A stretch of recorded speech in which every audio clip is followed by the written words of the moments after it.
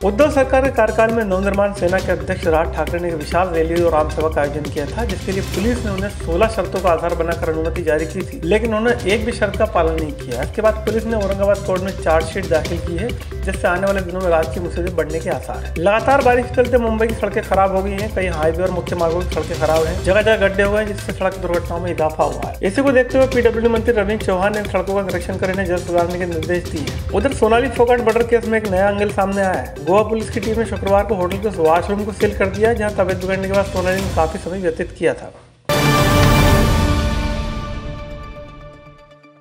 औरंगाबाद में राज ठाकरे ने जो रैली और सभा की थी, उस दौरान पुलिस ने 16 बिंदुओं का आधार बनाकर सशर्त परमिशन जारी की थी, लेकिन सभा के दौरान राज ने एक भी शर्त का पालन नहीं किया। लिहाजा पुलिस ने इस मामले में राज को दोषी मानते हुए उसके खिलाफ एक मामला औरंगाबाद कोर्ट में दाखिल किया है। इस चार्जशीट में मराठवाड़ा में हुई उस रैली का जिक्र किया गया जो उद्धव सरकार कार्यकाल के दौरान हुई थी। प्रत्येक मंडळाच्या ठिकाणी जो कार्यक्रम झाला होता 1 मेला, त्या अनुषंगाने जो गुन्हा दाखल होता, आमचा रुटीनचा भाग आहे 41 ची नोटीस त्यांना बजावण्यात आलेली आहे। त्या अनुषंगाने नोटीस पाठवलेली आहे त्यांना।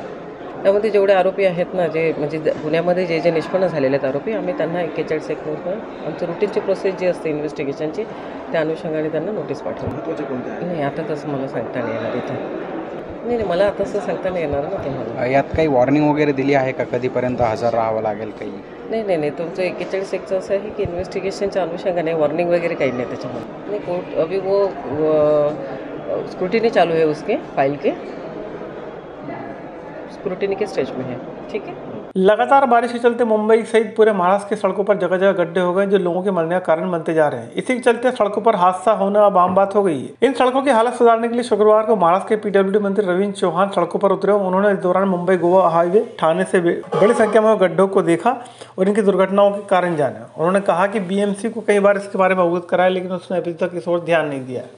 आज हम मुंबई गोवा मार्ग की उसमें जो बहुत सारे बारिश की वजह से खड्डे हुए थे, और उस वजह से कोकण में गणेशोत्सव में बहुत सारे मुंबई में रहने वाले लोग कोकण में उनके गांव जाते हैं, तो उस वजह से उनको जाने के लिए बहुत दिक्कतें होती हैं। और इसलिए ये जो रास्ता है, और रास्ता जो है रोड जो है, वो रोड को जल्द से जल्द ठीक करना बहुत ज़रूरी था। और इसलिए हमारे सभी के नेता आदरणीय मुख्यमंत्री एकनाथराव शिंदे जी हैं, हमारे नेता उप मुख्यमंत्री देवेंद्र जी फडणवीस साहब हैं, इन दोनों के नेतृत्व में पूरे महाराष्ट्र में जनता के हित में जो काम करने चाहिए वो जल्द से जल्द करने के लिए हमें निर्देश दिए गए। और इसलिए इस रास्ते के ऊपर पहले 2 कॉन्ट्रैक्टर काम किया करते थे, तो इसलिए हमने अभी यहाँ पर जो काम है वो 10 कॉन्ट्रैक्टर को अलग अलग से करने के लिए बोला है।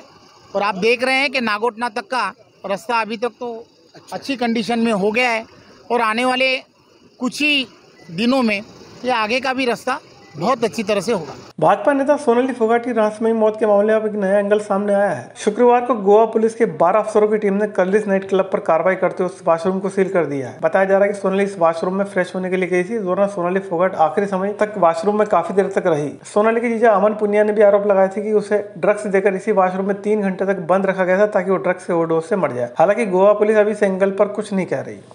मल्टीपल टीम्स काम कर रही हैं इसमें, और जो भी प्लेस ऑफ अकरेंस इससे संबंधित है, वहाँ पर सभी टीम्स ने जाके इन्वेस्टिगेशन की है।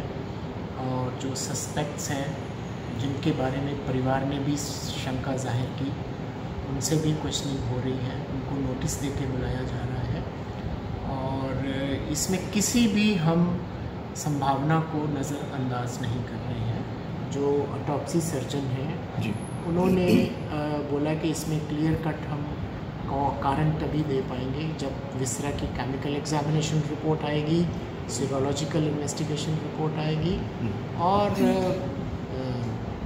हिस्टोपैथोलॉजिकल रिपोर्ट आएगी जी। और इनमें समय लगता है, और जो उन्होंने उस पर कुछ इंजरीज मेंशन की, वो इन्वेस्टिगेटिंग ऑफिसर को भी ऑटोप्सी सर्जन ने लिखा कि इसको कोरिलेट किया जाए।